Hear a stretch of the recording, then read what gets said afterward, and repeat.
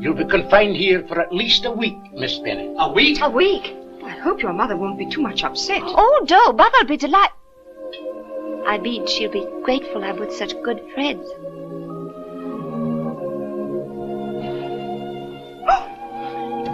Now, hey, turn this way.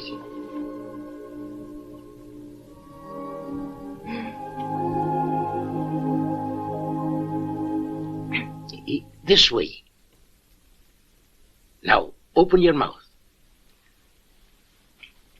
Say, ah. Ah? Once more. Ah.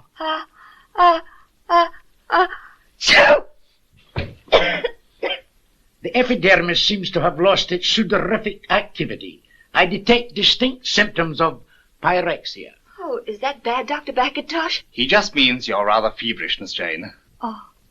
There is also acute coryza of the nasal cavities, accompanied by local inflammation of the larynx, not to mention some pulmonary congestion and neuralgic pains in the temporal region.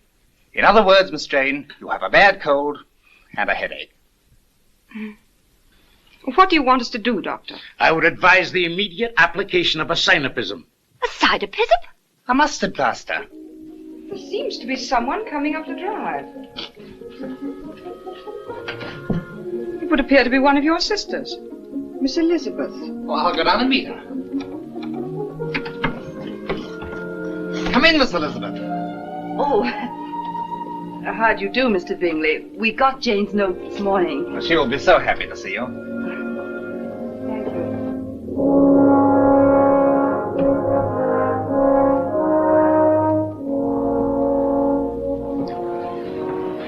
This way, Miss Elizabeth.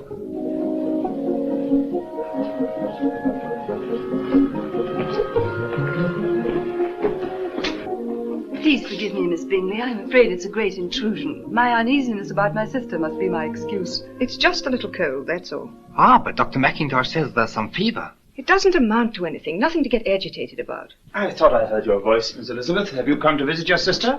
And she seems actually to have walked. The horses were needed at the farm. I had no alternative. Well, you didn't come alone, I hope. All alone. But how shocking. Don't you think so, Mr. Darcy?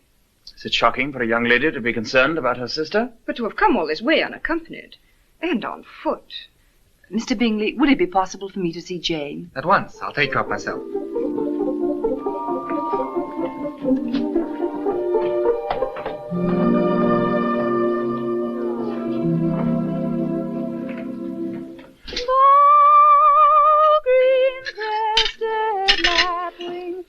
Papa, listen to Mary. I can't help listening, my dear. Will you be quiet? Mama, the sunshine. May I go to the village? May I go too, Mama? Oh, I suppose so. Oh, stop that caterwauling. Has anybody heard how Jane is this morning? Mr. Bingley sent a note over by his groom. She's much better. Such a happy idea of mine, sending her off in the rain. Yes, but Jane must go all the credit for having caught the cold, my dear. How much longer are Elizabeth and Jane going to stay at Netherfield? Well, we're hoping Elizabeth can manage to catch a cold of her own and stay long enough to get engaged to Mr. Darcy. Then if a good snowstorm could be arranged, we'd send Kitty over. And if a young man should happen to be in the house, a young man who likes singing, of course, and can discuss philosophy, Mary could go. Then, if a dashing young soldier in a handsome uniform should appear for Lydia, everything would be perfect, my dear. Just a little marmalade, please, Kitty.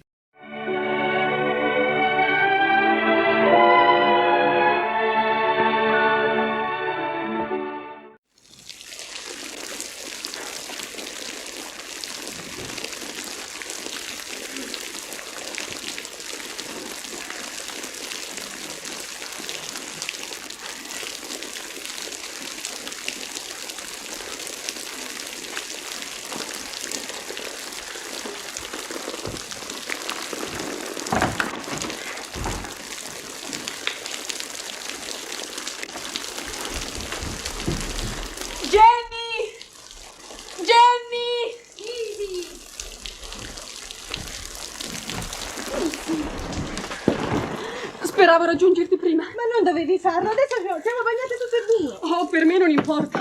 Appena torno a casa mi metto a letto. Ma tu come fai a presentarti al castello così? Ma forse sarebbe meglio che rinunciassi. Oh, devo essere orribile. Ma che dici? Il castello è vicino e la signorina Bingley avrà pure un vestito da darti. Vieni, andiamo. Vieni con me. No, l'invitata sei tu. Io torno indietro. Ma sei pazza a fare 3 miglia a piedi con quest'acqua? Tu vieni. A mostrarmi solo in questo stato mi manca il coraggio. Lizzy! Guarda! Oh, sembra un sogno. Lo è. Andiamo, altrimenti ti prenderai un malanno. Questo ombrello.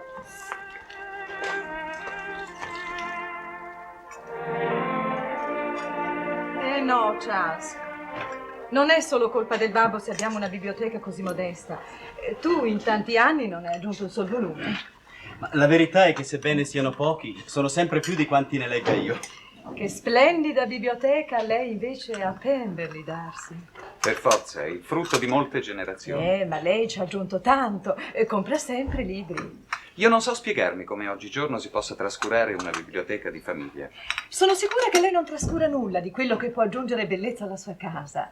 Charles, quando comprerai la tua vorrei che fosse bella almeno la metà di Pemberley. Me lo auguro.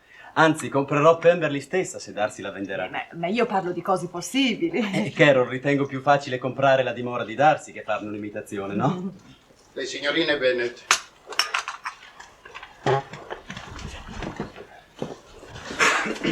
Oh, ma come sono bagnate, poverine. Sono davvero mortificato. Ma come non abbiamo pensato a mandare una carrozza? Signorina Jenny, ma lei è veramente inzuppata? Non è nulla, solo qualche goccia. Non si sarà raffreddata? Ma Charles, anche la signorina Elizabeth è nelle stesse condizioni. Purtroppo non ce l'ho fatta a raggiungerla in tempo per salvarla dal diluvio. Un tè caldo vi aiuterà? Grazie. Carol, accompagnali di sopra, dovranno cambiarsi. Direi. Io veramente dovrei andare. A casa saranno in pensiero e... Ma per carità, non vorremmo privarci dell'unico vantaggio di questo temporale che ci ha dato la compagnia di 2 Bennet invece di una. Resti, la prego. Oh, lei è molto gentile, come sempre del resto. Ma vede, io in questo stato non sono nemmeno passabile. Ma che dice? Manderemo un domestico a casa sua. Ecco, così prenderà dei vestiti di ricambio. Vengano, le accompagno.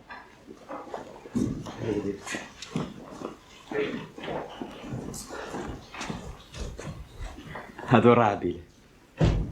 Sì? 2 adorabili provinciali.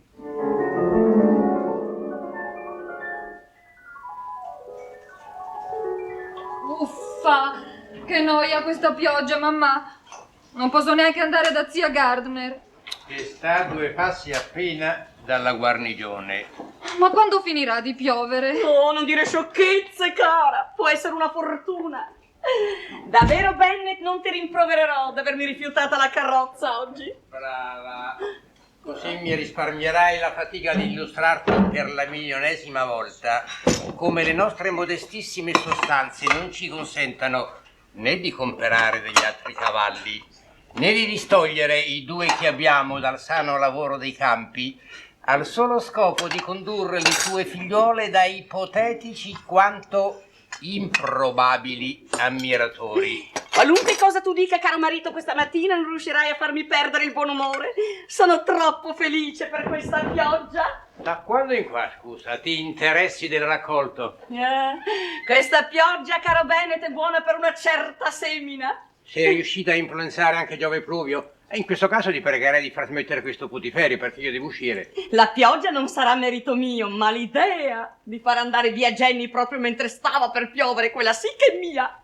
Non t'avevo mai sentito vantarti delle tue sciocchezze. Sciocchezze? Le chiami sciocchezze?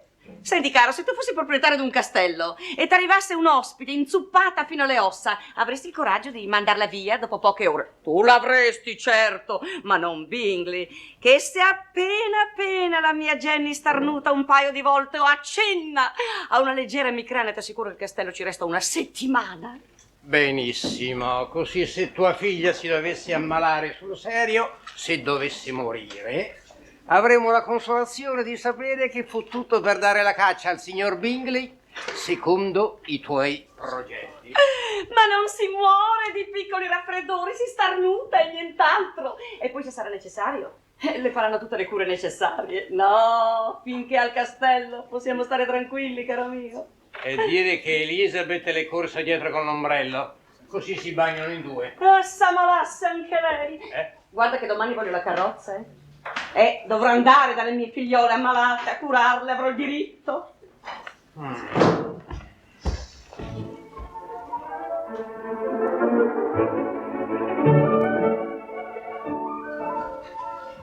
Elizabeth, non vorrei che pensassero che recito la commedia. Mi dispiacerebbe tanto. Ma per carità, il dottore è stato esplicito. Ne avrai per diversi giorni. E poi la febbre non si inventa. Su, prendi questo. Però di la verità, sono stati di una gentilezza squisita. Pensa che il signor Bingley invece del dottor Jones voleva chiamare un medico di città. Dice che qua in campagna i medici sono rimasti molto arretrati. Sì, ho visto. Le premure del tuo signor Bingley. Credi che la febbre mi sciuperà molto? Ma se te l'ha detto lui stesso. La febbre rende ancora più splendente la sua bellezza, signorina Jenny. Se fosse così vorrei avere la febbre tutta la vita.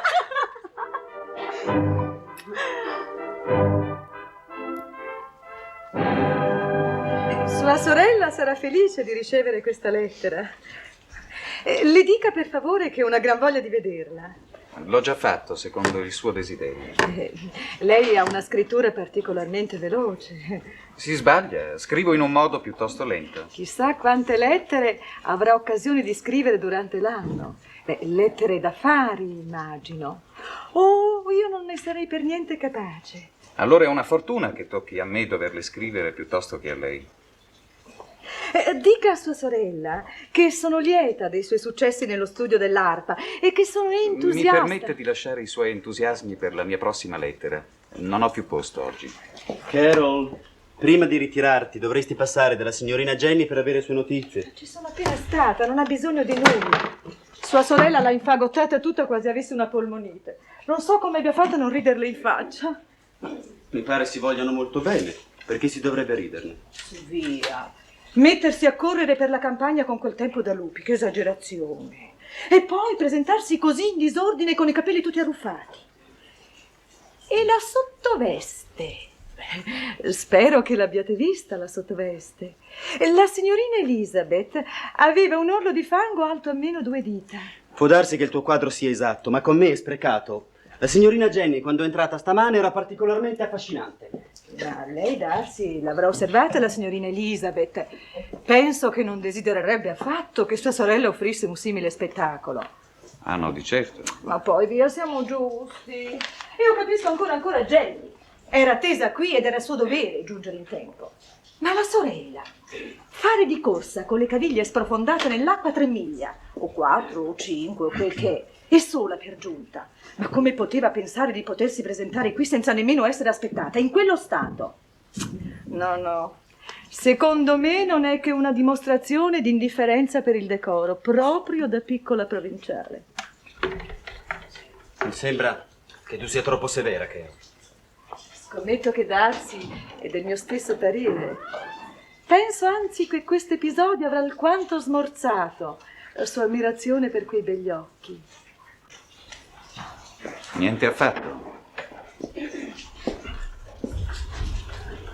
La corsa li aveva resi più scintillanti. Bene. Se posso esprimere il mio pensiero con franchezza, trovo che le signorine Bennet sono tutto sommato delle brave ragazze e auguro loro con tutto il cuore di accasarsi degnamente. Ma con genitori come quelli e relazioni così basse, penso che non ci siano per loro molte speranze. Mi pare di averti sentito dire che hanno uno zio Emeriton, un gentiluomo. Ma no, un professionista, un avvocato, figurati. E ne hanno un altro, magistrato, che vive nei dintorni di Lipside. Quando anche avessero tanti zii, tutti professionisti da riempire la contea, ciò non le renderebbe un briciolo meno graziose. Ma è anche vero che questo diminuisce di molto le loro possibilità di sposare uomini che godono di una certa considerazione in società.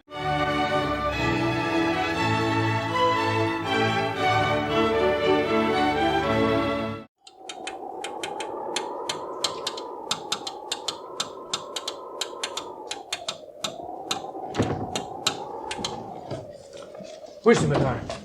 Een beetje koortsig leek me. Allicht, na zo'n onderneming van gisteravond. Te paard. Hoe haalt ze het in haar hoofd? Misschien houden de Bennets er geen rijtuig op na? Zeg, is de dokter gewaarschuwd? Ja, natuurlijk. Dat had je me toch gevraagd? Hij zal wel dadelijk hier zijn.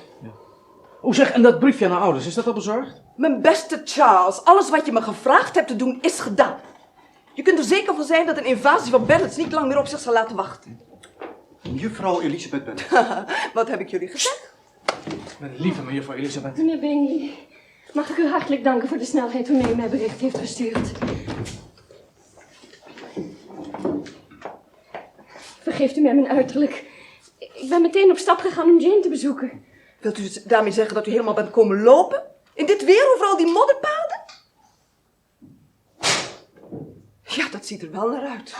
Mijn vader kon de paarden niet missen in verband met het werk op de boerderij. Hoe is het nou met Jane? Ze moet de kamer houden. De dokter kan ieder ogenblik komen. Ze heeft koorts. Ellendig. Zou ik nu misschien meteen naar haar toe mogen gaan? Vanzelfsprekend. Ik zal u even haar kamer wijzen. Dank u.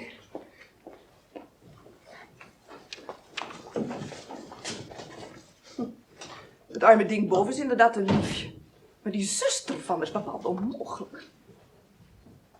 Vind je? Haar manieren duidt op een overmaat aan trots en brutaliteit. En voor de rest heeft ze alleen maar gebrek aan conversatie, stijl, smaak en schoonheid. En dan dat haar. Oh, gewoon barbaars. Ik vond juist dat ze er bijzonder charmant uitzag. Charmant. Na 3 of 4 kilometer over zere weg rondgezworven te hebben als een landloper. Dat getuigt in ieder geval van een grote liefde voor haar zieke zuster. Zo, de dokter is gekomen. Hij is nu bij haar. Hij zei me dat het bezoek van mejuffrouw Elisabeth haar genezing stellig zal bevorderen. Ik zal hem maar vragen te blijven. Hier in huis? Mejuffrouw Elisabeth? Ja. Ik neem aan dat je er ook geen enkel bezwaar tegen zult hebben wanneer de ganse sibbe daar Bennets over ons komt. Ik geloof, mijn beste Charles, dat je me het beste aan doet om je toekomst maar helemaal voor te stellen te midden van dat enige gezin. Maar Bennet voorop.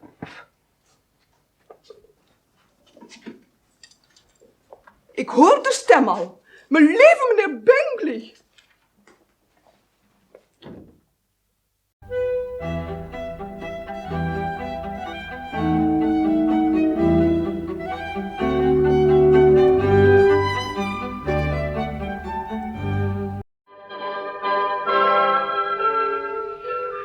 Grief, Diane, for your sake. You really look quite ill. It is nothing. I pray you, my dear friend, do not concern yourself about me. I shall soon be better. But it's a dreadful thing to have a bad cold. I myself dislike being ill quite excessively. You are very kind, and if I could go home, I would be of no trouble to you. My dear, do not think you are causing us any trouble. It is only your comfort we are thinking of. Do you intend to sit all day, Mr. Hurst? Mr. Darcy is going shooting. Certainly do accompany me. If it's your wish that I accompany Mr. Darcy, my dear, I will. The air will benefit you. But I cannot think that the pheasants at Netherfield can be as fine as those at Pemberley. How is she? Oh, tell me how she is. There's nothing wrong with her. Are you sure, Caroline? I hardly think Miss Bennet would take to her bed without good reason. She has a slight cold, that is all. I'm sure your sister would not cause us so much trouble over a trifling little cold, Mr. Darcy. My dearest Lizzy, I find myself very unwell this morning, which I suppose is to be imputed to my getting wet through yesterday. My kind friends will not hear of my returning home, and they insist on my seeing Mr. Jones. Therefore, do not be alarmed if you should hear of his having been to me. Yours, etc., Jane. Well, my dear, if your daughter should die, it will be a comfort to know that it's all in pursuit of Mr. Bingley. Oh, I'm not at all afraid of her dying. As long as she stays there, it is all very well. I'd go and see her if I could have the carriage. There is no need for that, Mamma. I shall walk to Netherfield myself. How can you be so silly as to think of such a thing in all this dirt? You must be fit to be seen when you get there. I shall be very fit to see Jane, which is all I want.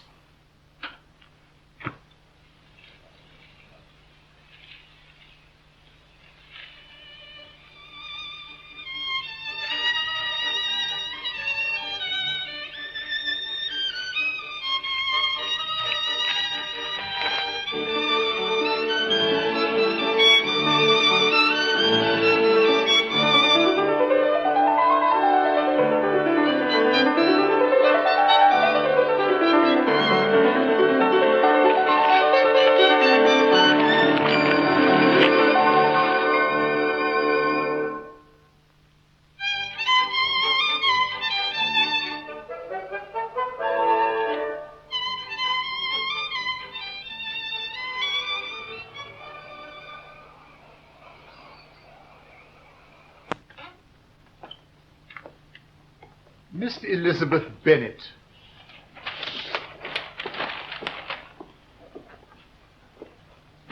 Miss Elizabeth Bennet. So early in the morning. And to what do we owe this unexpected pleasure? Do forgive me. Well, my sister... Miss Bennet, how glad I am to see you. Let me assure you that there is no immediate cause for alarm about your sister, but she will, of course, be overjoyed to see you. Thank you, Mr. Bingley. What extraordinary behaviour. Whatever can she mean by it? She has nothing, in short, to recommend her but being an excellent walker. I shall never forget her appearance just now. She really looked almost wild. Sweetest Lizzy, you should not have troubled to come. But now I'm here, and I certainly shall not leave until you're perfectly well again. I could hardly keep my countenance. Her hair so blows, so untidy. Yes, and her petticoat 6 inches deep in mud. And her gown, which had been let down to hide it, not doing its office. I thought Miss Elizabeth Bennet looked remarkably well.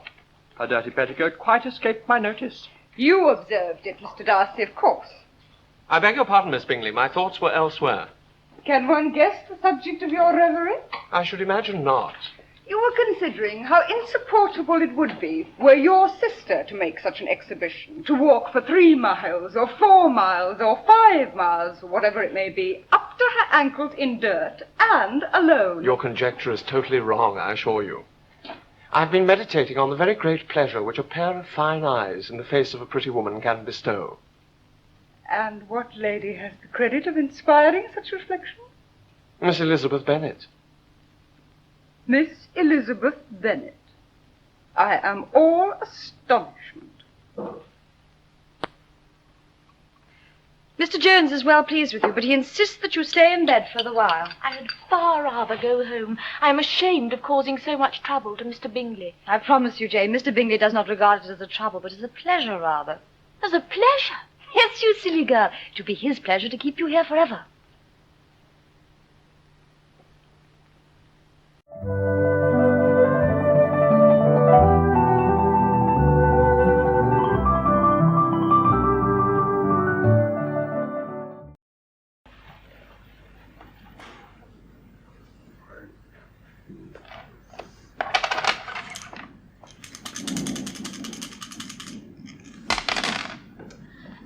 What a lucky idea of mine. Still raining, and dear James caught a chill. How admirably things work out. If your daughter should die, it'd be a comfort to know that it was all in pursuit of Mr. Bingley, and under your orders. People do not die of little trifling colds. As long as she stays where she is, all is very well. I shall go and visit her. Is that a hint for me to send for the horses? No, I shall walk. What, and arrive muddy 3 miles? I shall walk. Since I'm obliged to. Very well, walk.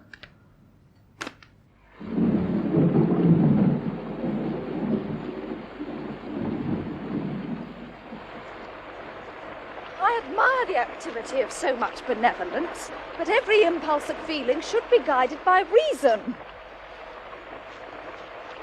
In my opinion, exertion should always be in proportion to what is required.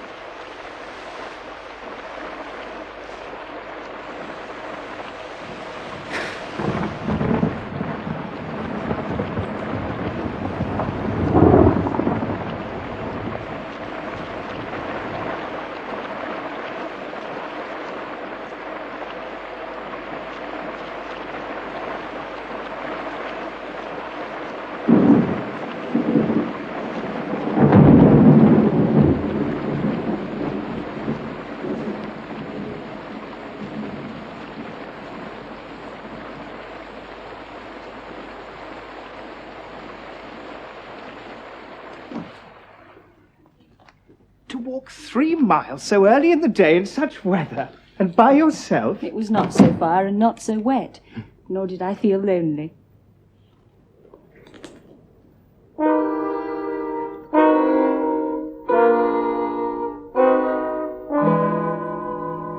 Well, we are city folk, I fear, and not so brave as you. You must come near the fire, Miss Eliza. You're cold, and you must not follow your sister's example. Oh, thank you. How is she?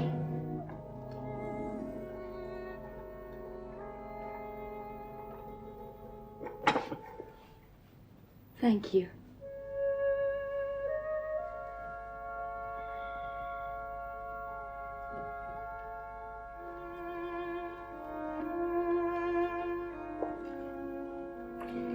It is late. I really must take my leave. Shall I send for the carriage? Oh, thank you. Oh, don't. Don't go, Eliza. It seems you must stay the night, Miss Eliza Bennet, for your sister's sake. We must send a servant for your clothes. Oh, pray do not bother. But thank you. I should like to stay with Jane. But you must have clothes. It is time for us to dress for dinner. Pray excuse us, Miss Eliza. But you must have clothes. They regard me as an intruder. Indeed, they do not. It is only you they like.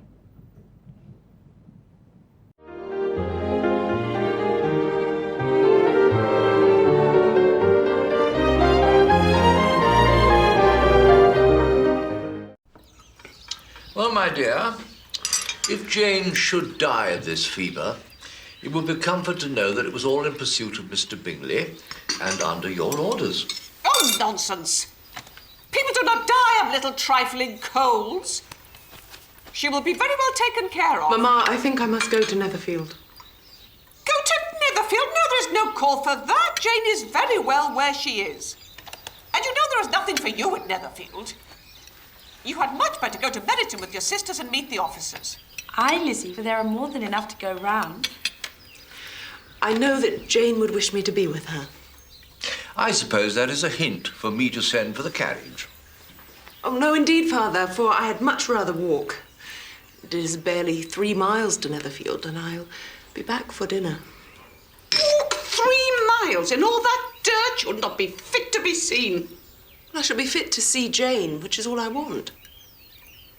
I'm quite determined, Mother. I know, Lizzy. Lydia and I will set you as far as Meryton. Aye, let's call on Denny early before he is dressed. What shock he will get. Our life holds few distinctions, Mrs. Bennet, but I think we may safely boast that here sit 2 of the silliest girls in the country.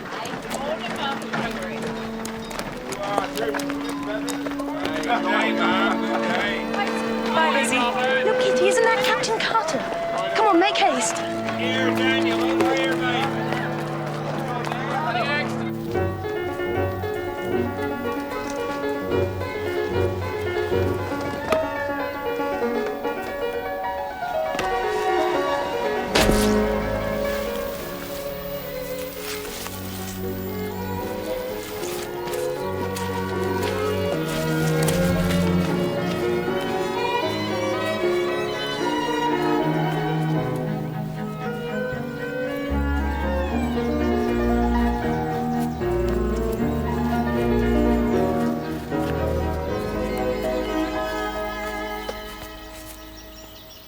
Miss Bennet.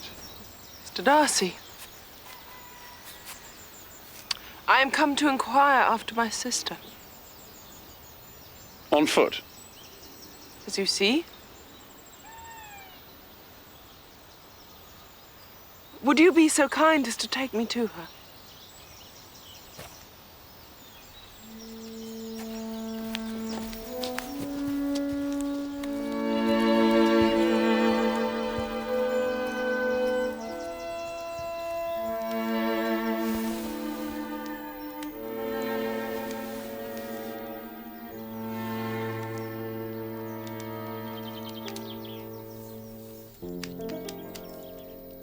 Well, we must allow her to be an excellent walker, I suppose.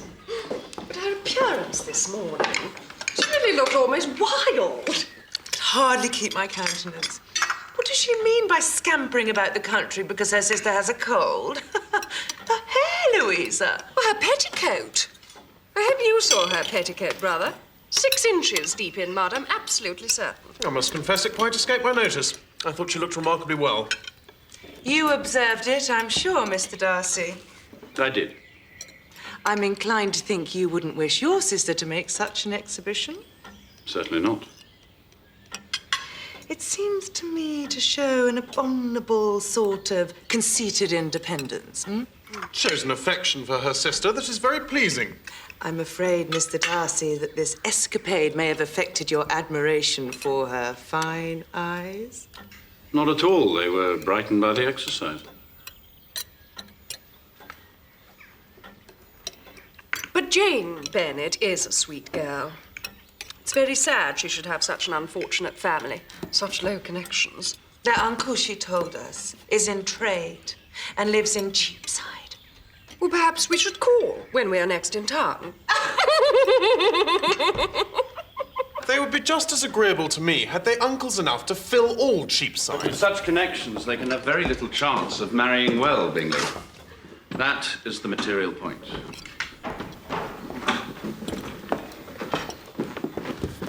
Miss Bennet, how does your sister do? Is she any better? I'm afraid that she's quite unwell, Mr. Bingley.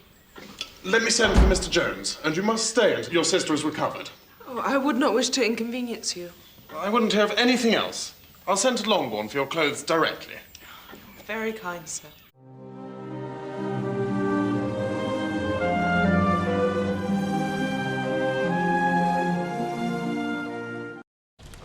My kind friends will not hear of me returning home until I am better, but do not be alarmed. Excepting a sore throat, a fever, and a headache, there is nothing much wrong with me. This is ridiculous. Well, if Jane does die, it'd be a comfort to know it was in pursuit of Mr. Bingley. People do not die of coldness. For she may well perish with the shame of having such a mother. I must go to Netherfield at once.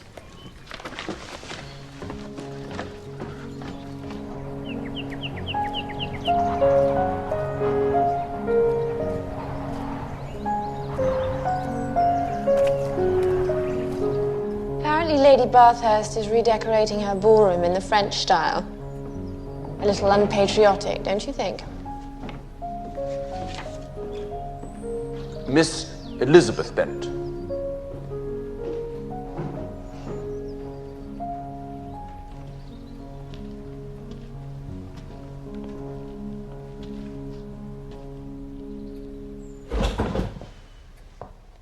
Good Lord, Miss Elizabeth, did you walk here? I did.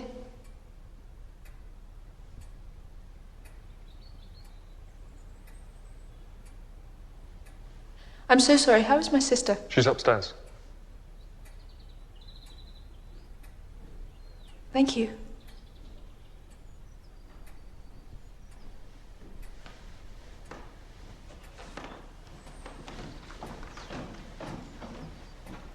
My goodness, did you see her hem? 6 inches deep in mud. She looked positively medieval. I feel such a terrible imposition. They're being so kind to me. Don't worry, I don't know who is more pleased at your being here, Mamma or Mr. Bingley. Oh. Thank you for tending to my sister so diligently. She is in far better comfort here than she would have been at home. It's a pleasure. Oh, I mean, not a pleasure that she's ill, of course not. It's a pleasure that she's here, being ill.